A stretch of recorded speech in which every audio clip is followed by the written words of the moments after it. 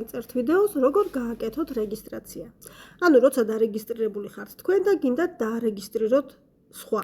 ამისთვის რა თქმა უნდა შეგიძლიათ პირადი ლინკი გაუგზავნოთ და ის კონსულტანტი რო დარეგისტრირდება ავტომატურად თქვენთან მოხდება, მაგრამ ჯობია თქვენ გაუკეთოთ რეგისტრაცია, რათა არ შეეშალოს ლინკი და არ მოხდეს სხვაგან.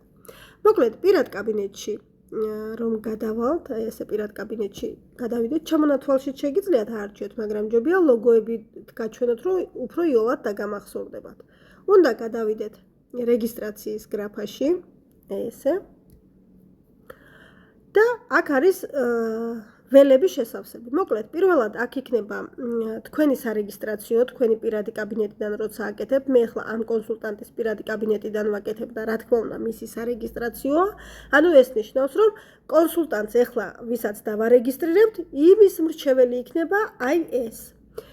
შემდეგ უნდა შეავსოთ ყველა ის გრაფა, რომელიც აი ესეთი ვარსკვლავით არის მონიშნული. გვარი, სახელი, მამის სახელს თუ გამოტოვებთ, არა უშავს.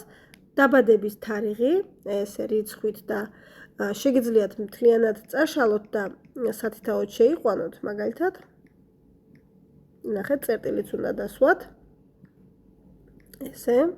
შემდეგ გადაიყვანოთ, ამიტომ ჯობია რომ აი აქ აარჩიოთ და წელი შეცვალოთ, რაც იქნება, ანუ ჩაასწოროთ.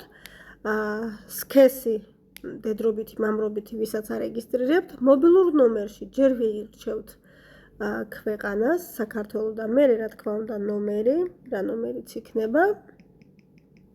წავშალოთ. შემდეგ უნდა შეიყვანოთ, ნახეთ ეს ყველაფერი გამოვტოვეთ, მეილი სასურველია რომ შეიყვანოთ. მისამართში ირჩევთ თუ რომელ მხარეში ცხოვრობს, მაგალითად თუ კი ცხოვრობს თქვათ ქობულეთში, ხო, ირჩევთ აჭარა, ნახეთ, ქობულეთი და შემდეგ არჩევა. თუ ცხოვრობს მაგალითად გორში, ვირჩევთ ჯერ შიდა ქართლი, შემდეგ გორი, ან ხაშური, ან ქარელი, მოკლედ სადაც არის და არჩევა. აი ესე ხდება მისამართების არჩევა.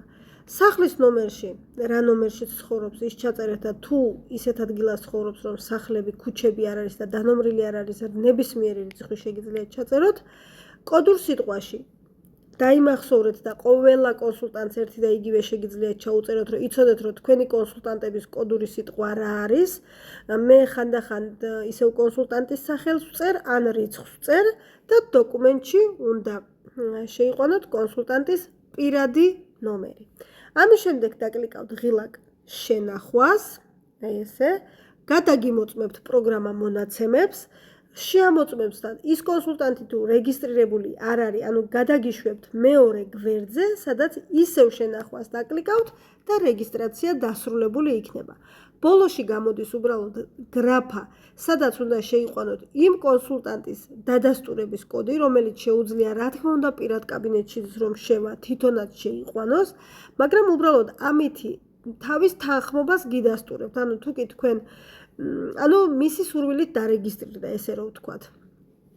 თუ კი წვდომა არ გაქვთ, ანუ ისე მოხდა რომ ვერ გამოართვით ეს დადასტურების კოდს ვეძახით, ანუ გასაღები, ესეც არ არის პრობლემა, გიმეორებთ, რომ როცა კონსულტანტი თავის კაბინეტში შევა, პირველად მოსთხოვს, რომ დაადასტურეთ და შეიყვანეთ განმეორებით გასაღებიო. აი ამასაც შეიყვანს და მორჩა რეგისტრაცია დასრულებული.